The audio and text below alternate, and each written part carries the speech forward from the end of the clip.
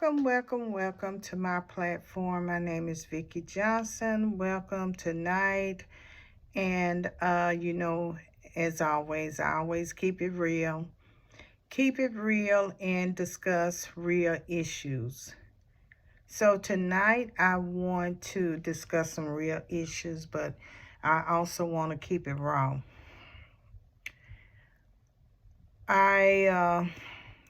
I'm really disturbed of what taking place tonight. I went to the grocery store and I was I was behind this person who wanted some change. And the cashier said, I don't do change. We don't do change in line, so you have to go to customer service, which we all knew at this time customer service was closed. So the guy that tried to get the change, he was like, well, it's no place open. Customer service is not open. And the cashier began to get angry with him. He said, you know what? I'm not going to argue with you back and forth. And the cashier began to curse and call him out of names. So it escalated. And I looked at him and I couldn't believe what I was hearing, what I was seeing in front of me. And to make a long story short, so the guy, the cashier, had got out of line and he was like, okay, you want to fight? Do you want to fight? And he said, I'm not scared of you. I'm not afraid of you. And the customer was like, what are you saying? What are you talking about? So the police got involved, and then all the managers came on board to see what was going on. I remind you, I'm behind him. So, to make a long story short, I had to go back in once we finally got everything under control and situated. So as I was pushing my cart out to the car, the Lord spoke to me and he said, you have to go back in and tell your story. So I did that with boldness. But my subject on tonight, don't be shaken. I don't care what you're going through. Don't be shaken. I don't care how it seems. Don't be shaken. So as I went back in, the store manager, she was still, helping customers. And when I walked up to her, she turned around and she said, I already know. When I saw you walking back in here, she said, I already know. And I was like, what does she know? So she said, I'll be with you shortly. I said, okay. She said, let me handle this customer and I'll come back. So she came back to me. She said, I already know. I already know the truth. I already know what you was going to say. I know that they was lying and I will handle that. I will talk to them. I said, well, I thank you. I said, because the spirit wouldn't let me go home. And I say, I want to rest tonight. But I had to come back and tell you the truth because I was behind him. And all the young man asked for was some change. She said, I already knew. When I saw you walk through that door, I knew what you was coming back for. I knew that they was lying on him. And I began to talk to someone about it, And she said, Vicki, she said, the demons got upset because you were there in their presence, because you was in that line. She said the demons got upset because the anointing that is on your life. And the demons don't like that. And I began to think as she began to express what was her thoughts and on her mind. Maybe the Lord told her to tell me that. I'm not sure. And I pondered over that and I said, you know what? She's right. The demons know when you're anointed. The demons know how to distract a crowd just to get you to react in a way for you to get out of your character. But I did not react in a way. I was shocked. And I said, oh, Lord, you know. And I checked out the scenery. And I said, oh, Lord. And I thank God that the young man kept his cool. He kept his peace because he kept saying, what did I do wrong? Call the police. Because I want to know what did I do wrong. All I asked for was some change. See, it's not what you're doing wrong to distract the enemy, to get him upset. It's what you're doing right. And that's why I said tonight, don't be shaken. When we are on fertile ground that we have prayed for, we have fasted for, we have put in the work, don't be shaken. Don't be moved. Because this young man, he said, call the police. He stood on fertile ground. He wasn't shaking, he wasn't moving, but he was firm. He looked the enemy and the devil right in the eye. He said, call him, because I'm not going anywhere. I need to know what I did wrong, because I know I didn't do nothing wrong. And that's what we have to do. There was a prime example right there that we have to stay firm, put our foot down on the devil's neck and say, I'm not going nowhere. But the enemy is going. So whatever giant that you're facing on tonight, whether it's sickness, disease, finances, relationships, you know your situation better than I do. But that young man, I looked at him and he stood his ground. The enemy tried to threaten him. I'm calling the police. I'm not waiting on you. I'm kicking you out of the store. He said, I'm not going.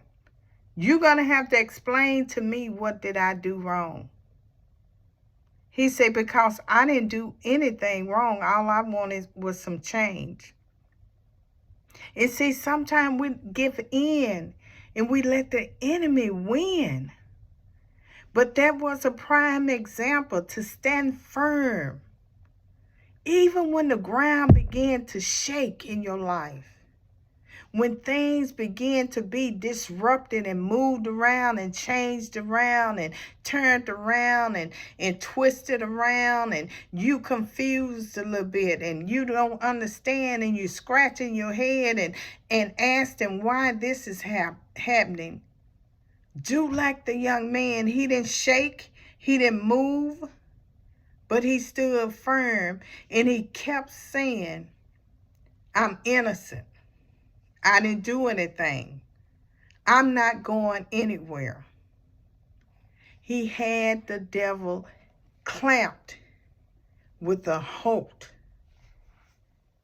And that's what we have to do. Even when things begin to look dim, when all else fails, we have to stand firm and say, I'm not going nowhere. Because my trust is not in you, but my trust is in the Lord. But we are so easy to be moved and easy to be shaken and easy to give up when things begin to disrupt our life. When things begin to disrupt our life, we want to turn to everybody, the wrong people we want to turn to. And we turn to them for answers. But this young man, he didn't turn to no one. Everyone was coming to him. But he stood there with faith. And he stood on solid ground because he knew that he knew that he knew that he knew that he was right. I know that I'm right, and I'm not going anywhere. And that made me think about my faith. See, sometimes we have to question ourselves also about the choices. I talked about choices last night. We have to question ourselves. Why are we doing this? Why are we making these choices? Is it to be seen, or is it because we know that we're right? We know who we serve. We know that we really, really, really, really love God. I was looking at this message to the messenger, and it was a Christian-based movie.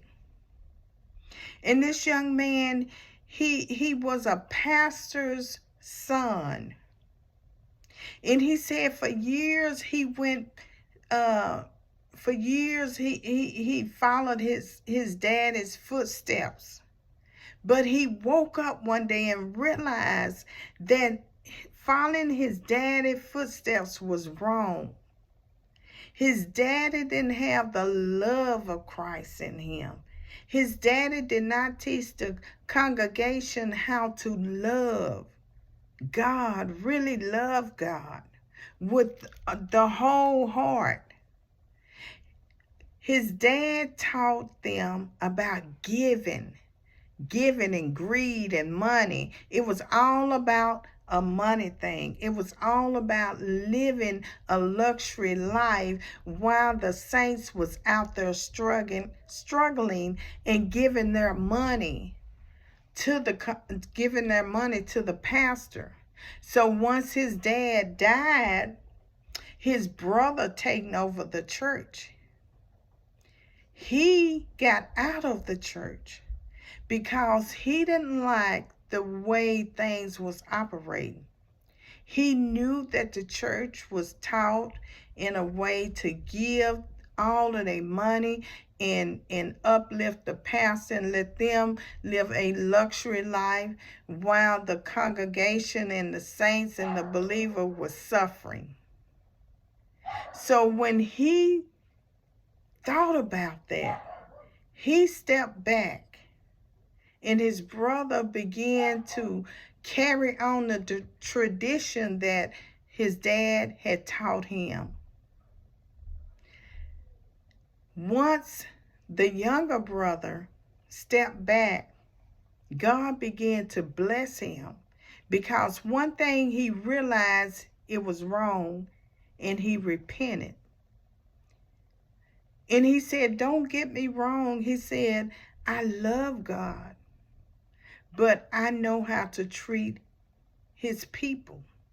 And treating his people right is the only way that I can be blessed. He said, it's not about money. It's about how you treat people. It's about the heart. As I sat there and watched that, I got a message out of that. And I said, God, I thank you because you're teaching me how to love people wholeheartedly. Looking at the heart, don't look at anything else. And I shared this story with the young lady I was talking about. She said, Vicky, when you went in there and you was in the line, you disrupted some things. The enemy was mad and upset because the anointing that you had on your life. And I shared some things with her, some personal things that how can I put it? But anyway, I shared it with her. And I said, I'm leaning more and more for love these days. I say my heart is so big these days. I'm leaning more and more to love people in spite of what they have done to me. I say I forgive them. And I said I want to help them. Because the old Vicky, I would have forgave them, but I would have cut them off completely. But see, I'm in a new season, in a new time in my life where God said, forgive them wholeheartedly. Even though if they did you wrong, you still try to help them. Yeah, I had to push back for a while. But when I see a need in somebody's life, I have to push and look over the small stuff in order to do the right thing. Y'all didn't hear me. I have to push over the small things, despite the disappointments, the lies, the cursing, the things that was done and said that wasn't true and it hurt me in the past. I had to push all over that. Don't matter anymore. I have got to a point in my life that the small stuff don't matter. What matters is the matter of the heart, is doing the right thing. So do the right thing. Don't be shaken. Keep the fertile ground and do the right thing. And as I pondered in my mind, some people probably think, why would she help someone that have hurt her? Because we got to push through the small things. This is part of life. This come with life, hurt. But when you push through the small things of what people have lied and said about you, and you see a need to help them when they can't help themselves, that's pushing through the small things and doing the work when you see a need. So I said last night that God would do the increase. We're going to water and plant, but God would do the increase. But at the end of the day, we are all going to be held accountable for something. So don't be shaken. Keep your mind focused and on the right things. I say this every night. This is my focus season. Staying focused, because if the enemy catch you slipping in any kind of way, y'all listen, he will destroy you. He's out to steal, kill, and destroy. And this should be your focus season.